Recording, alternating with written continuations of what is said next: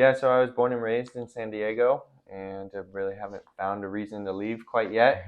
I progressed through high school and then went to community college here in San Diego and then transferred to San Diego State to pursue a business marketing degree. And while I was at San Diego State, I met my coworker and we started doing events in San Diego. And so while I was learning about marketing, I was actively planning and putting on events here in San Diego. And then I graduated with that business marketing degree and continued on planning events and have been doing that for about 13 years now. And currently I manage a venue in East Village, San Diego called Courtyard, and then me and my coworker, we put on events for other people around the city and do a variety of different cultural events, community events, parties, art projects, a whole bunch of different things. Before this Courtyard event planning, what other jobs have you held? Yeah, the other jobs I had, I worked as a lifeguard and I taught little kids how to swim. And then I started working at a surf shop when I moved down to Pacific Beach because I grew up surfing. So that was something that was close to my heart and wanted to work in that environment. And then I started event planning. The only other job I helped manage a media company for about 6 months as I transitioned out of event planning for nightlife and into the venue Courtyard. Why did you decide switching the jobs from night event into this current job? Well, it was a couple different things. The market had been saturated with events and nightlife, and when we started planning events in San Diego, there were only two nightclubs in San Diego that would do one night a week of dance music, electronic dance music. And now electronic dance music is everywhere. And so over that progression of 5 or 6 years, we got burnt out on it. And when you work in nightlife, like I would work till about like 3 or 4 in the morning and then go home. And it just is a lifestyle I didn't want to have continue. And now I do events till about 9 or maybe 10 p.m. and I get to go home.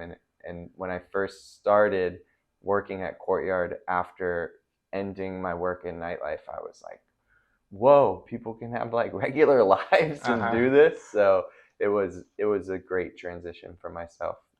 What do you do exactly? Planning event, what the detail has to be done? Yeah, sure. So I handle a lot of the logistics. So my coworker will do like relationship building with different clients outside of the venue, and then they will come and do an event at our venue, and at that point I will be introduced to them and their vision for the event I have to make realized at our venue. And so it's saying yes to certain things. It's giving them advice on, hey, this probably won't work as well in the space because I'm more familiar with it than you are. This might be the first time you're doing an event here.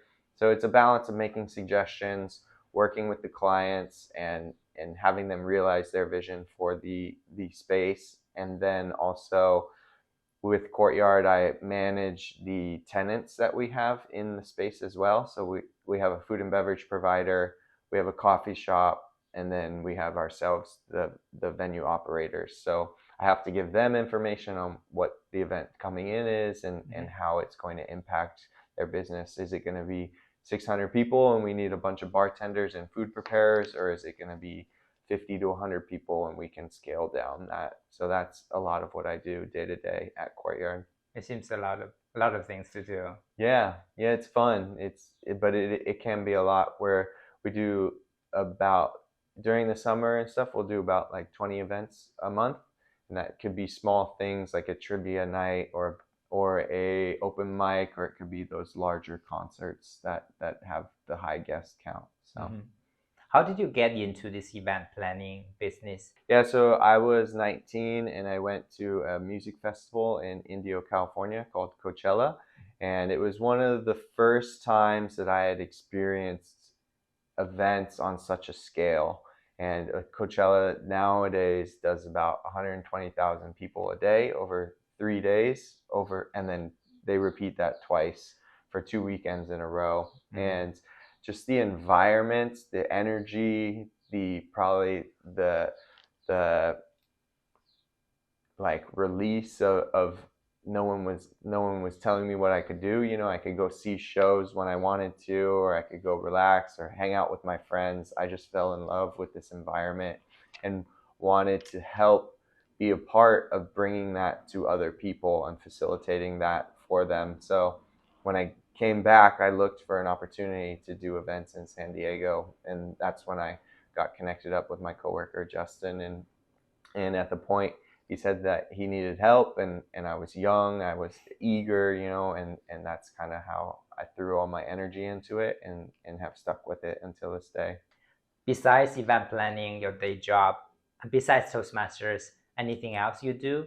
Yeah, and try to get really involved in the arts and support the local art community here in San Diego, whether that be going to the museums here, supporting art shows from friends that I've made over the years, supporting their artwork, and that's one of the major things that brings me joy here in San Diego. I also try and just stay healthy in the way of exercising and eating right, and then also just enjoying what San Diego has to offer, whether that be going to the beach or going to Balboa Park. And we're blessed with a really nice environment, really nice climate here, so it's good to take advantage of it.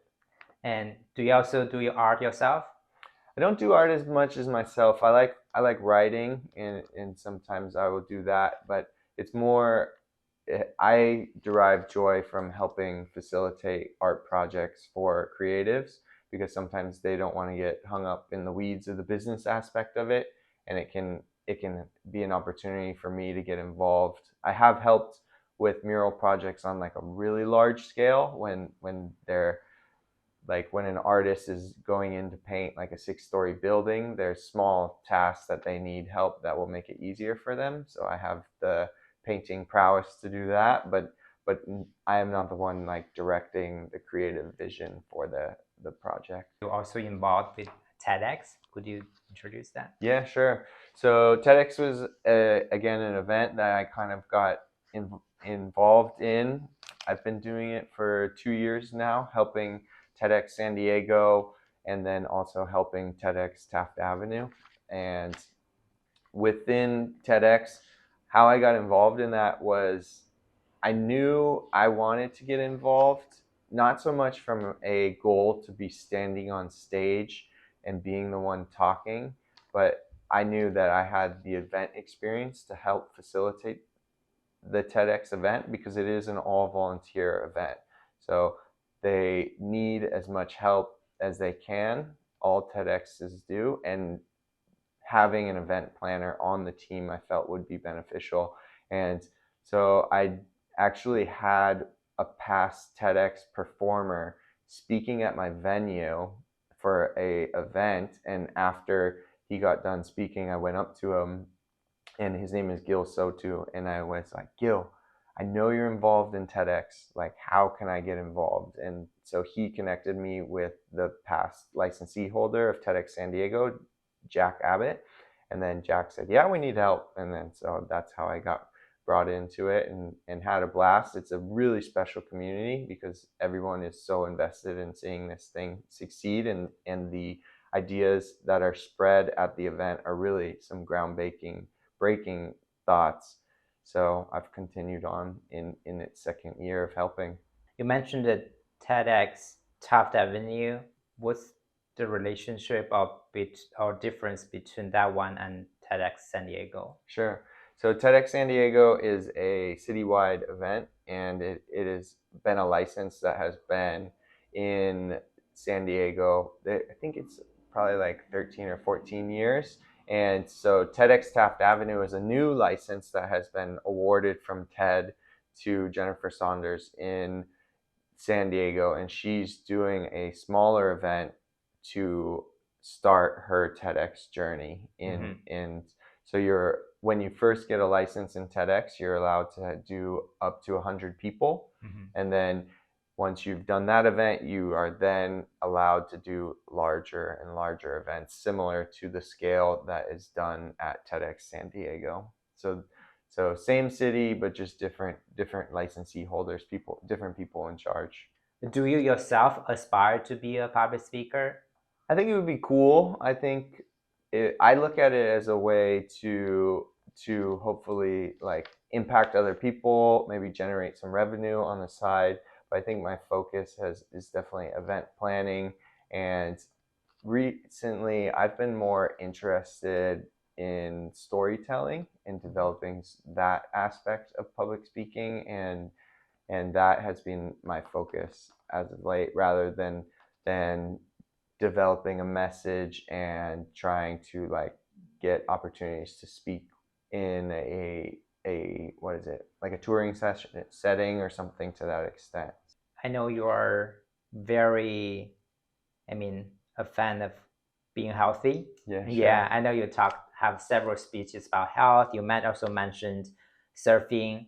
So what is your formula of staying healthy? Sure. I think the formula for staying healthy for myself is definitely exercise. And then it is also just being conscious of the food that we put into our body, trying to eat really healthy, organic food, and then also limiting some of the options that are available to us. Maybe that be like staying away from processed foods, meats, dairies.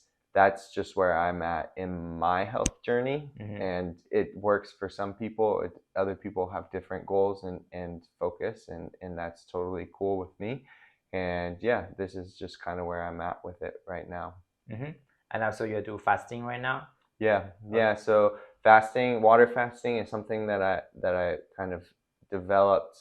I've probably been doing it for like 3 or 4 years, and it originally started because I was interested in philosophy, and namely, a Stoic philosopher said that the most supreme thing that we can do for self-control is control the food and the drink that we put into our bodies. And I read that and was like, oh, okay, well, fasting would be, in my idea, the most supreme way to test our self-discipline for food and water. And so I tried a water fast, and the first one I did was supposed to be 5 days, and no food, just water. And I liked what was happening and the way that I was feeling so much that I extended it to 7 days. And then I really started to see the benefits that it has for the body. And so I've implemented that into my lifestyle periodically through the year, and it's been great for me. So I really encourage people to try it. How often do you do it? For the extended fasts, I try and do those about 4 a year, so once a quarter. I'll do maybe 5 to 10 days, no food, just water. And then other than that, I encourage people to try and do like intermittent fasting and shortening the window that they eat per day. And then also I will do a 36-hour fast per week, where I just, from Friday, once I'll eat dinner on Friday, I will not eat on Saturday, and then resume eating Sunday morning. 36 hour? 36 hour, yeah. Wow. It's about 36 hour to 40 hour, depending on how much you sleep or wake up. Okay. And that just really allows the body to rest and fully digest all the food, because I feel that in America, we have such an abundance of food. Like you can get food any hour of the day, anywhere. Like you can always get access to food, and we really don't need that. And it's difficult, and it causes a lot of problems. So the weekly fast is really a way to be aware of slowing down and resting. And then, it hasn't impacted me in the sense of like I'll still exercise on those days, and I feel great. So how often do you do this 36 hour? Once a week. Once a week. Yeah. What exercise do you do? Exercise I like to do is I like to run. I love swimming, and then I'll bike because I bike into work, or I'll go on bike rides around here. And then I just do like calisthenic style exercises, so not a lot of weightlifting. It's more body weight exercise, and then other exercise like surfing, climbing, those type of activities that are physically intensive, but maybe not as structured like run or swim. So, Have you been to do competitive swimming? yeah. So competitive swimming, I did for a lot of growing up. When I was 7, I took like a YMCA camp and learned how to surf, and I fell in love with it. And then my family was like, "Well, if you're going to be in the ocean, you should know how to swim." So I was put into competitive swimming at that point, and did that all the way through high school. And during high school, I also picked up water polo and did that a little bit in college as well, and in junior college. And so yeah, I've always been in the water. It's I think some of the best exercise you can do because it's low impact. If you're not like hurting your knees or whatnot if you're overrunning, and it's an opportunity to work the whole body, work on breathing, and then also you're usually not talking to people, so you can just be thinking in your mind and working on that as well. So What's your best result for swimming? the best result, it was probably in high school when I was younger and swimming faster. I was swimming about under a minute for the 100-yard freestyle, and then distinctly I remember that we had like a 4x100 relay, so it's 4 different people and everyone swims a different stroke for 100 yards, and I remember that we placed in a competition, and it was just like, it just stands out to me as I tell that story. Yeah. Okay. And did you win? Did Yeah, you win? in that one, yeah, we did. That's why it stands out to me. Yeah, but it was it was a team effort. So we all had like 4 people all swim a different stroke, and then you race against 6 or 7 different lanes of people. So And you were doing the freestyle? yeah, I did the freestyle. Is that what your specialty? That's the stroke that I would primarily swim. I would also swim like butterfly. That's another stroke. The other 2 strokes are backstroke and then breaststroke. So. And how often do you surf? Surfing, I don't do it as much in the summer, just due to the workflow that I have, but in winter I will go as much as like the surf is good. So that's the tricky part with the surf is it's not always good, and so you gotta kind of like be aware of the reports and kind of keep an eye out on when it would be good. But I'm afforded the opportunity to go into work. I don't have to be into work at an early time, and that allows me the ability, if I wanted to, I could surf every day in the morning. So that's the beauty of the situation that I have currently. That's the beauty of living in San Diego. Yeah. The beach is only maybe 10-15 minutes away, so it's all accessible. So. Where's your best location? I grew up surfing in La Jolla at Black's Beach, and then also I surfed at Bird Rock, and then right now the closest proximity I have is Sunset Cliffs and Ocean Beach. So how do you envision yourself in 10 years? In 10 years, I think I would love to see my focus be on larger events, namely like festivals, street closures, and also I think it would be great to have a team working underneath me helping manage multiple venues. And so I think that would lead me more to like a consultant in that aspect of helping other people put on these events and lending my experience. And so that's where I see myself in about 10 years at a professional level. I think in 10 years also it would be good to have like some speaking on the side. That would be nice to kind of to spice things up a little bit. I think I like that because with events, I have to be in San Diego so much of the time unless a project takes me elsewhere.